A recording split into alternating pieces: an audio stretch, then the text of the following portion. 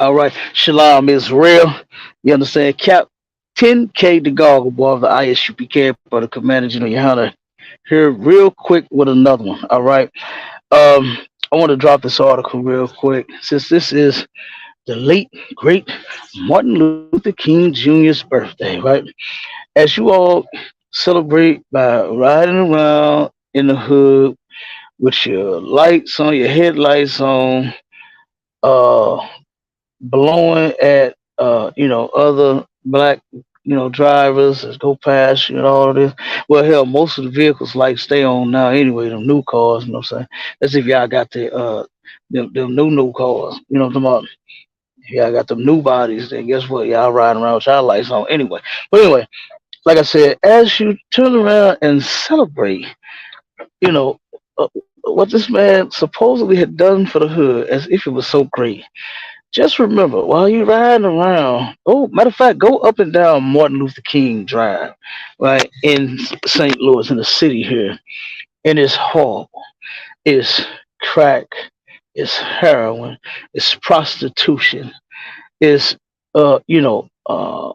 dilapidated buildings and just, holes where houses used to be at, you know. It's destroyed, you know. So take a stroll down MLK. Don't get all freaked out about the man's speech and how eloquent of a speaker he was and how educated he was, going to, like, he got 7 different colleges and several different degrees, and that brother was extremely intelligent, but he was not smart enough to simply separate from the enemies. He was trying to join us together with him, with them, and look at where we are now today. We're not in a better place. We got an article here that was just written, and this is the New York Amsterdam News, right? And it says, Dr. Martin Luther King Jr.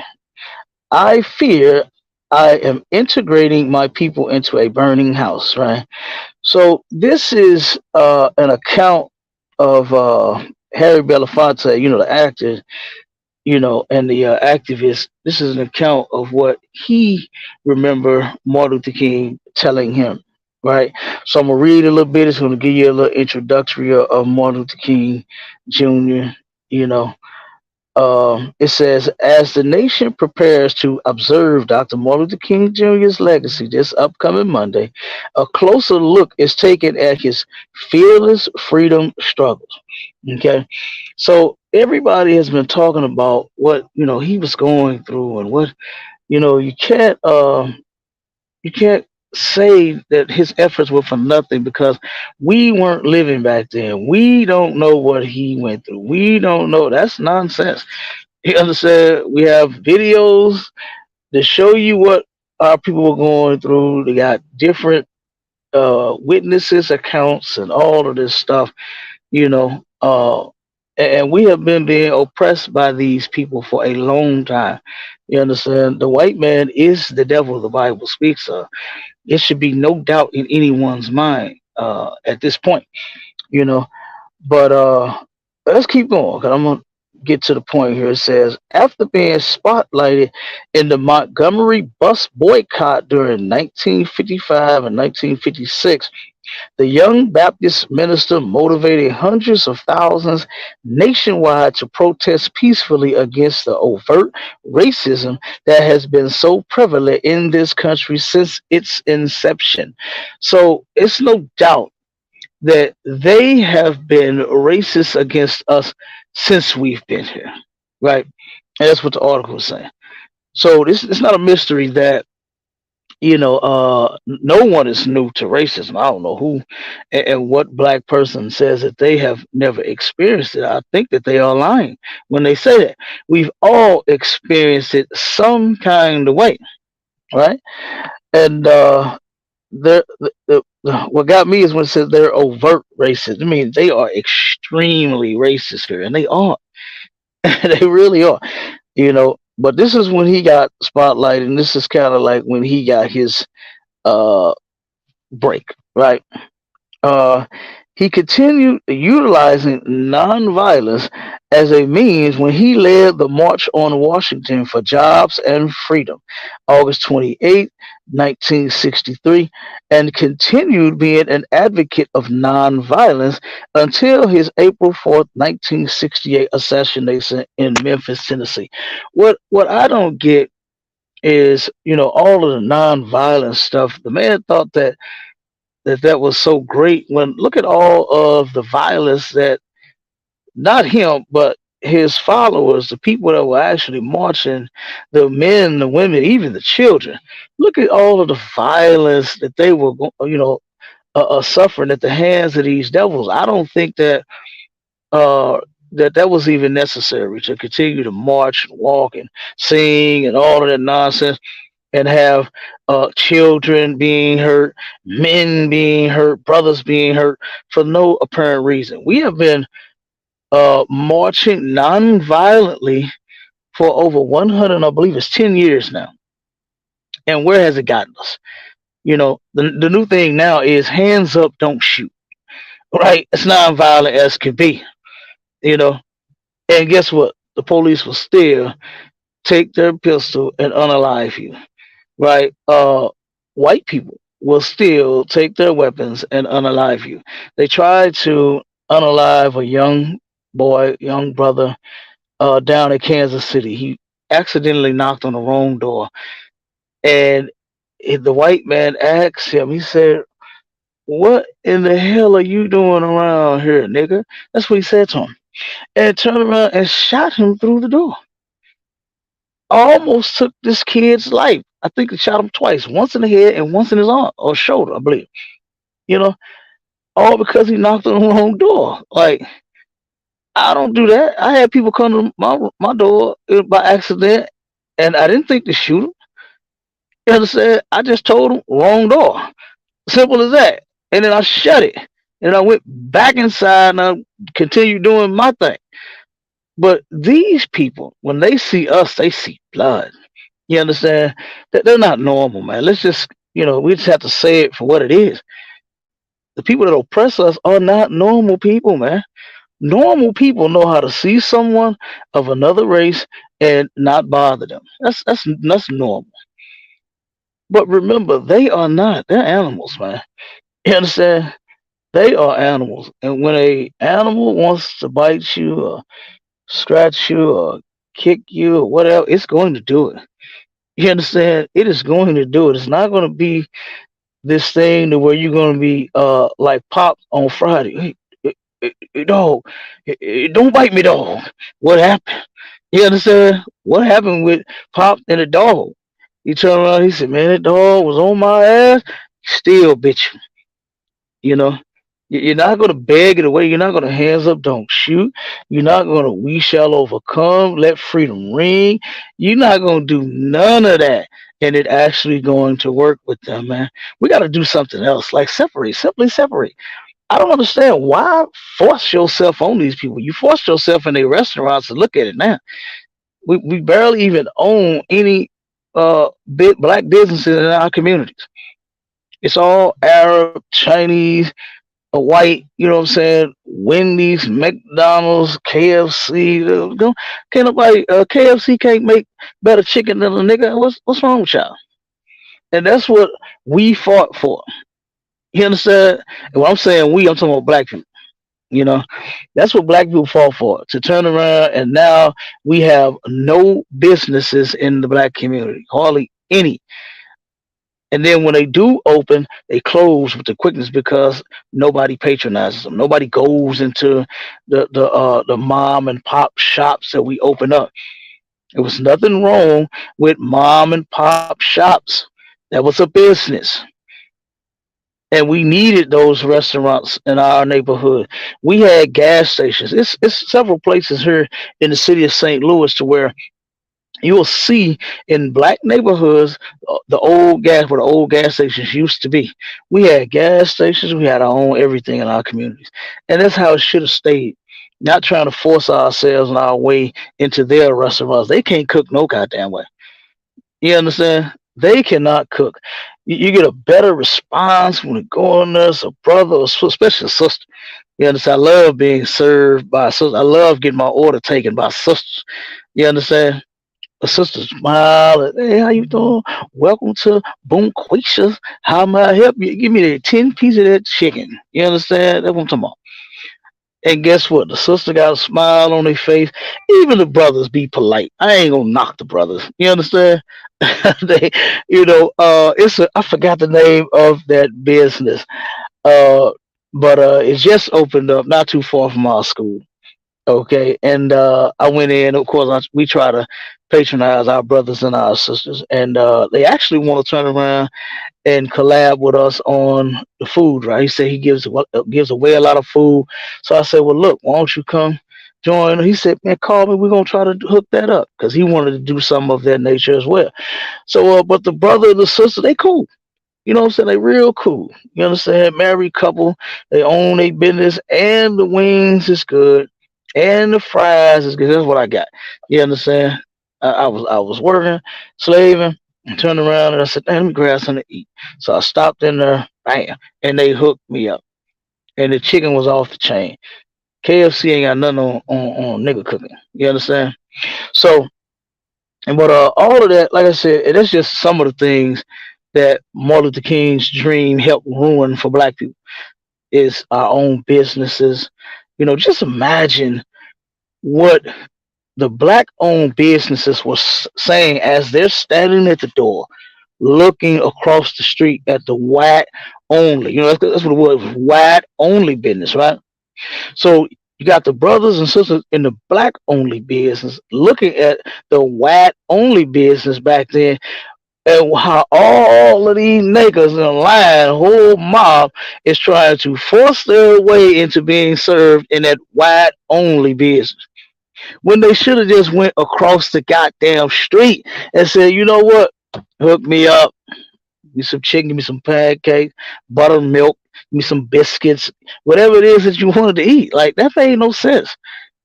That made absolutely no sense to force your way into their establishments. And then look at what we've been going through ever since. We get nasty service. They don't want you there. They like the white woman, or shall I say that white woman on life when she said, how about I turn y'all into nigger pie? We've been going through that still. We got so many people that are complaining about going into white establishments and getting mistreated. We got the articles. We bring them out all the time. We bring them out all the time. But let me keep reading and get to the point of this right here. All right. It says, however, during the later stages of his life, the peaceful preacher began to incorporate other strategies to attain the same measures. Okay. So this dude claimed that he had some type of, plan that was going to help.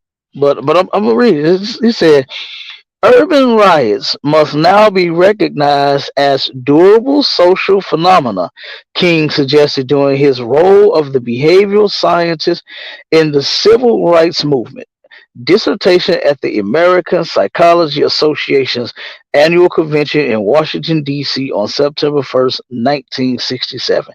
They may be deplored, but they are there and should be understood. Urban riots are a special form of violence. They are not insurrections. The rioters are not seeking to seize territory or to attain control of institutions.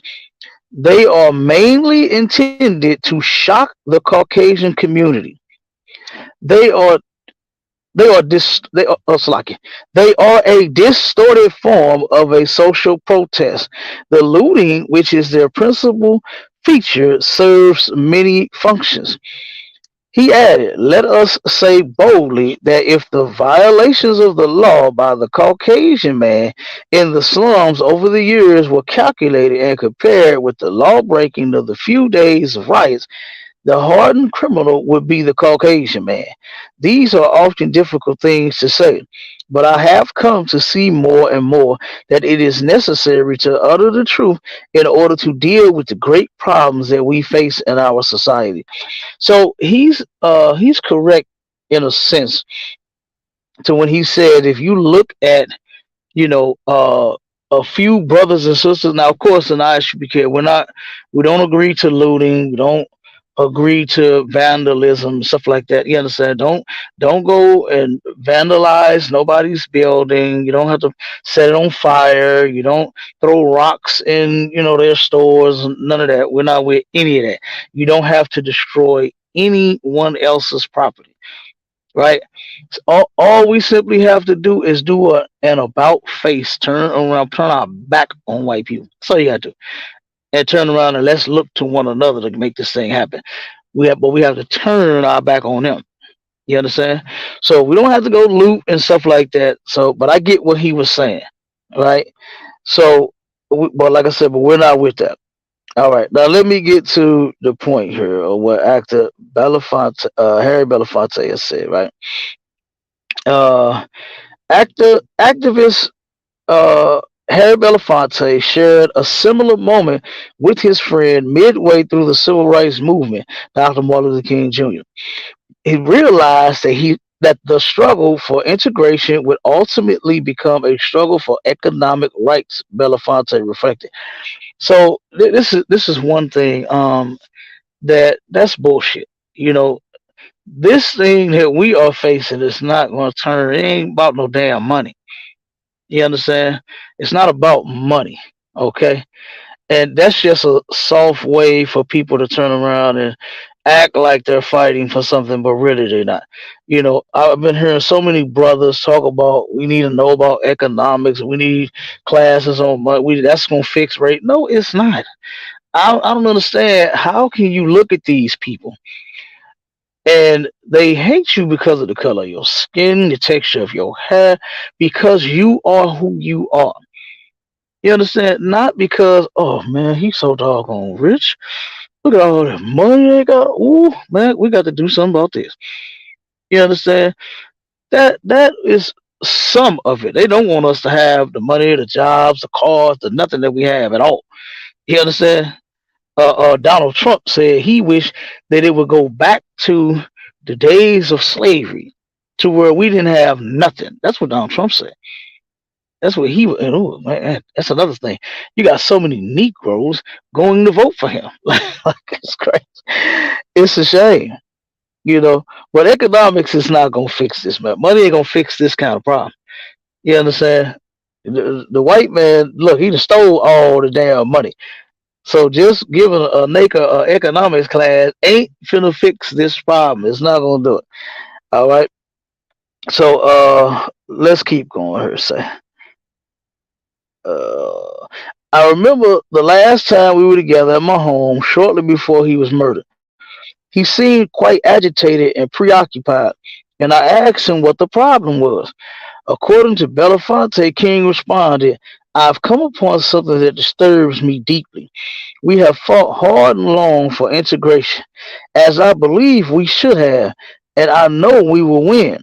But I have come to believe that we are integrating into a burning house. I'm afraid that America has lost the moral vision she may have had. And I'm afraid that even as we integrate, we are walking into a place that does not understand that this nation needs to be deeply concerned with the plight of the poor and disenfranchised. And let me help you out with something, Mr. Martin Luther King Jr., Dr. Martin Luther King Jr.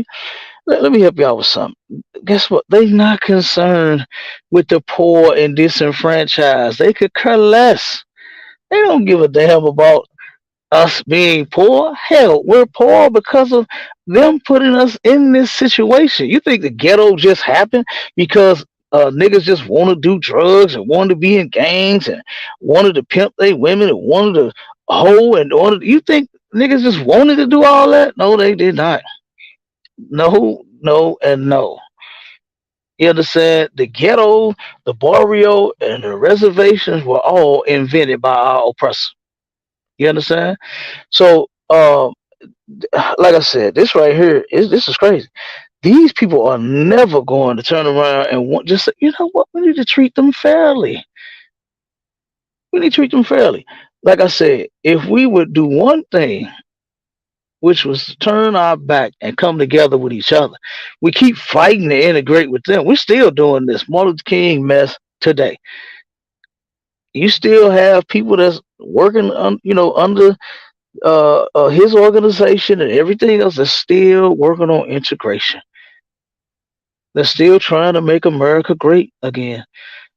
And he said they lost the vision that it once had. America ain't never had no great vision for no damn nigga.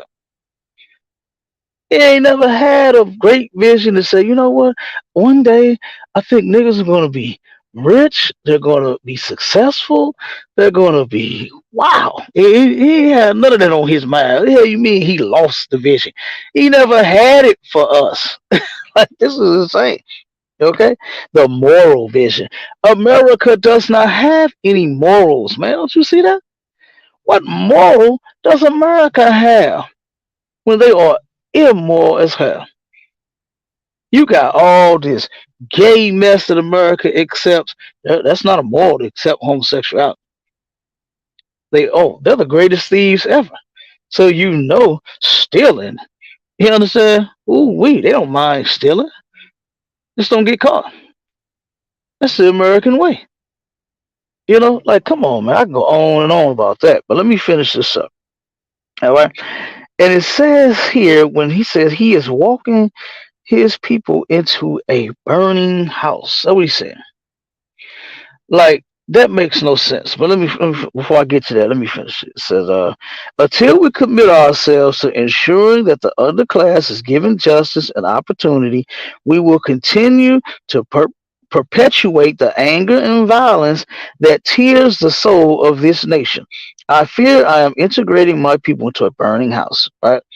So this is what he actually said. This was came out of Martin Luther King's mouth himself. Okay.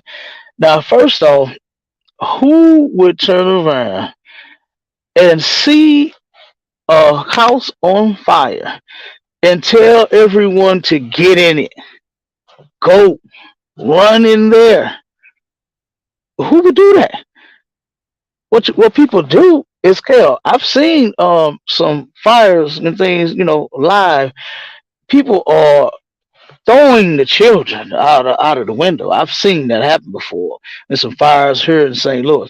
There was one a couple of years ago where a brother took, I forgot how many children he had. I want to say it was about 6 or 7.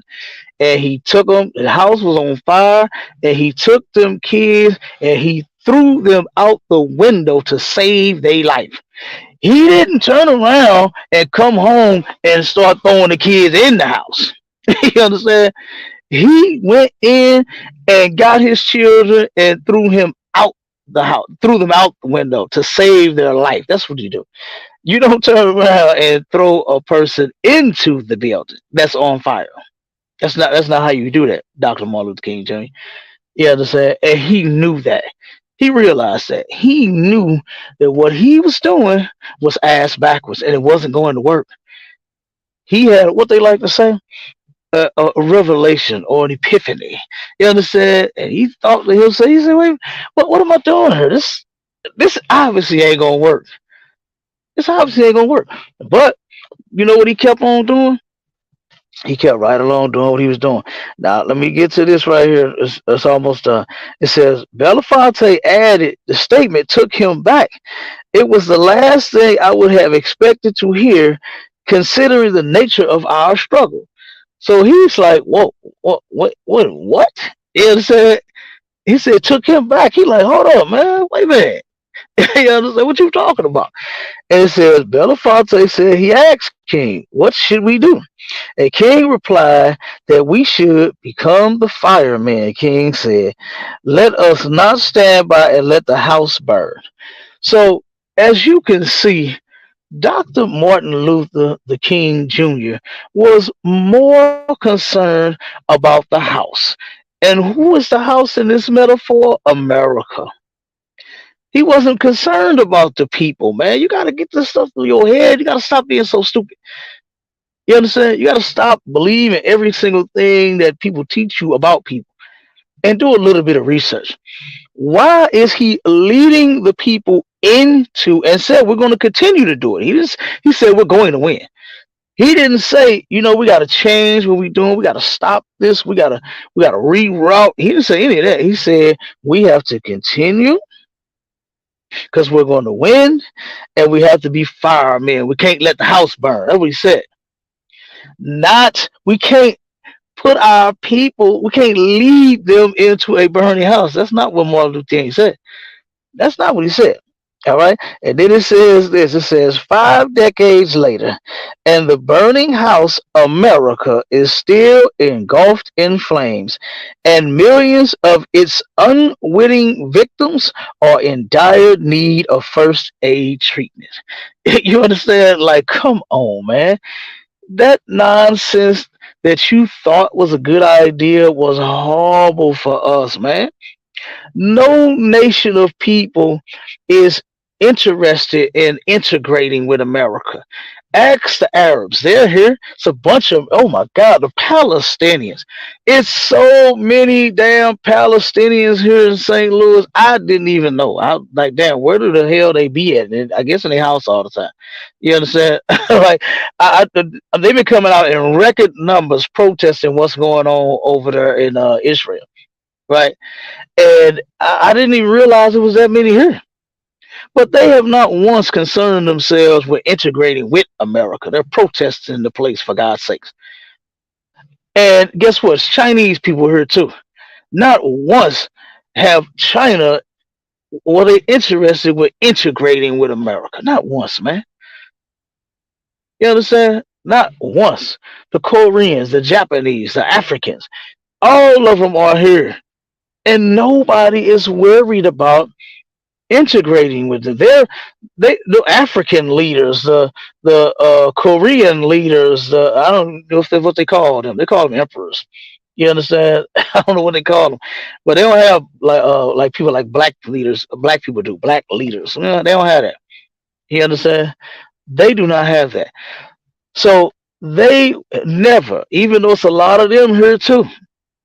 It's a lot of nations here. All of them are here in America, and they haven't once asked to integrate at all. They're not even concerned with that.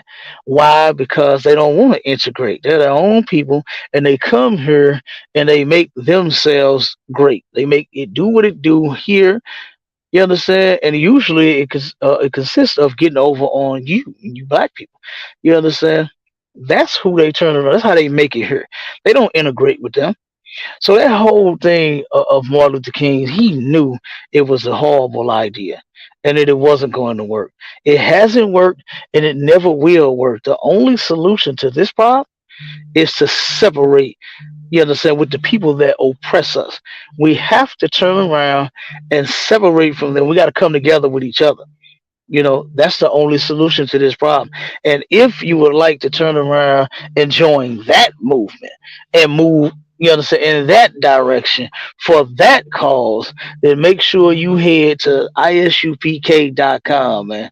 You understand, up under Commander General YAHANNA, because that's how you truly turn around and fix the problem that our people face here in America, the racist problem, the unalive problem, the jobless problem, all of it. You understand? It's by us coming together with each other, not with them. Martin Luther King tried to integrate us, and he said himself, I believe that this is a horrible idea. But then his concern was, let's be firemen and not let the house burn? Are you kidding me? Are you kidding me? So while you out celebrating Dr. Martin the Luther the King Jr. today, you should think about that.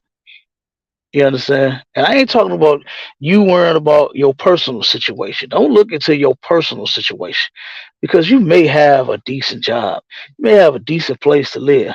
But what about us as a whole? You understand? What about blacks, Hispanics, and Native Indians as a whole? I don't give a damn because I'm doing good. I could care less about that. What about my people that's not? That's how we need to start thinking. And anyone that follows Martin Luther King, guess what? You just as selfish as that bastard was. And with that, I'm gonna go ahead and get out of here. Do not forget that the Commander General Hound of the ISUPK is feeding the unhoused and the homeless here in St. Louis. We're doing a marathon. We're going to 3 different tent cities this Saturday, starting at 10, and we ain't gonna stop until 3. All right. So make sure you go to isupk.com, ISUPK St. Louis, all of that to get the information. If you would like to volunteer or donate, you can call me at 314-696-8288. You understand? And you can either come out and help serve the food. You could donate some hats and gloves if you got. You could turn around and you could cash app us. You understand? We can go get the items. You can put in there what it's for. You can say for the food, for some gloves, for some hats, for some socks, whatever, and then we'll take care of it. We appreciate it. You understand? It's time for us to be concerned about us. And since 1969, under Commander General YAHANNA, we have been, and we're going to continue. You understand? And with that, Shalom, Israel.